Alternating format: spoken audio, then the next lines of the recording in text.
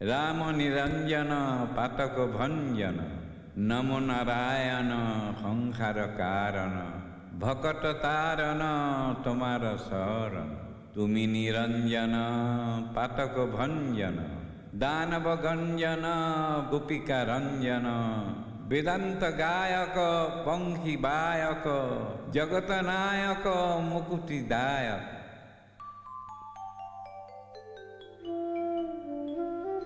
গুণমালা ভক্তবৃন্দই আপোনাক বাপ ঈশ্বৰ বুলি সম্বোধন কৰে। মোৰ দৃষ্টিটো আপুনি এজন তেনে পুৰুষ হিচাপে দৃশ্যমান হৈছে। আপোনাৰ ভক্তি ধৰ্মৰ তত্ত্ব আৰু দৰ্শনে মোৰ মন প্ৰাণ ভৰাই তুলিছে। আপোনাৰ পৰা শৰণ গ্ৰহণেৰে মই কৃতাৰ্থ হ'ব খোজো। আপুনি মোক নিৰাশ নকৰিব।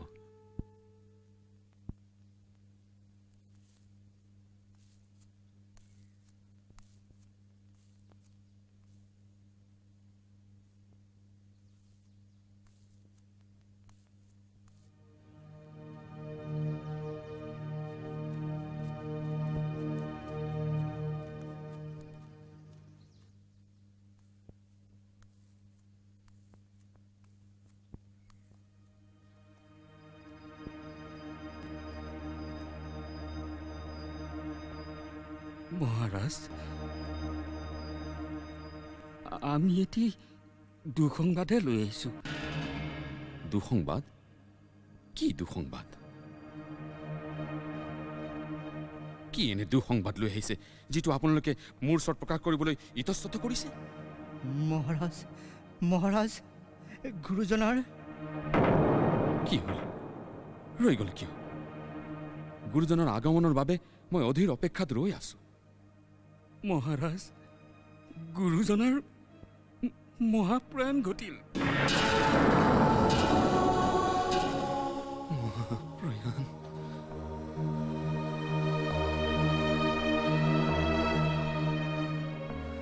শংকৰ গুৰু,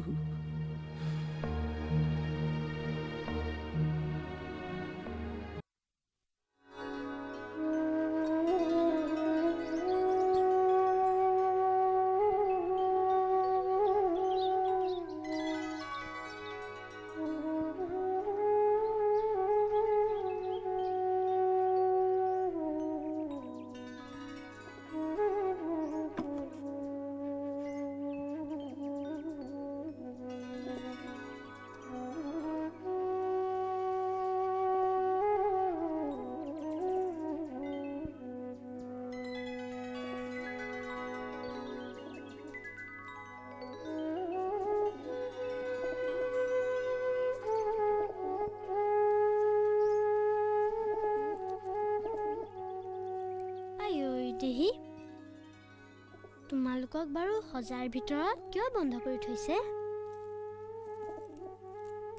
বৰ বেয়া লাগিছে চাগে। মুকলি কৰি দিলে ৰং মনে উৰি ফুৰিব পাৰিবা নহয়।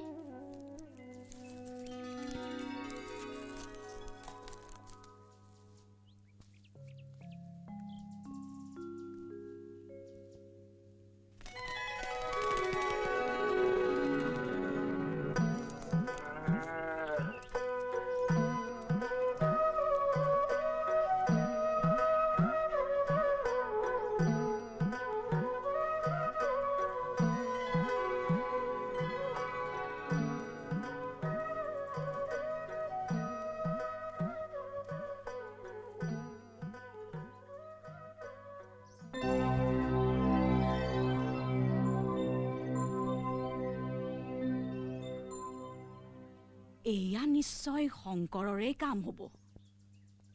শংকৰ, আই শংকৰ, ক'ত আছ?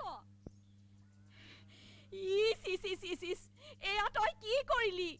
কি কৰিলি শংকৰ? তোৰনো বাৰু এনে মৰ খা হ'ব লাগেনে?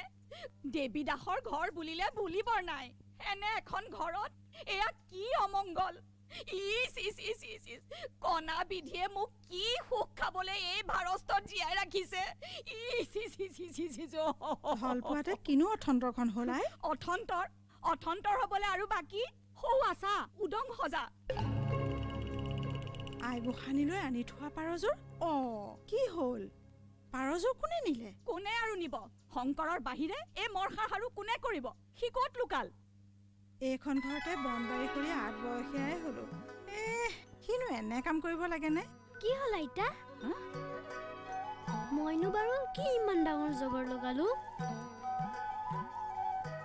জগৰ মানে দেৱী গোসানীৰ জগৰ দেৱী গোসানীৰ জগৰ লাগিলে ভঙা বৰ টান মাটি ভেটি উচন যায় বংশৰ নাম নুমাই সঁচা কথাই এনে হলে গোসানীয়ে জানো এৰিব দুখে কুলাই পাচিয়ে নধৰা হ'ব গোসানী জানো মাতৃ নহয় আইতা মাতৃয়ে জানো সন্তানক ভক্ষণ কৰে আইতা এয়া কেনে বিচাৰ তোৰ দুষ্টালিৰ সীমা চৰিল কিমানৰ যে উজৰ আপত্তি শুনিম দিনৰ দিনটো কেৱল ধিটিঙালি কৰিয়ে দিনবোৰ পাৰ কৰিছ কতা মইতো কোনো দুষ্টালি কৰা নাই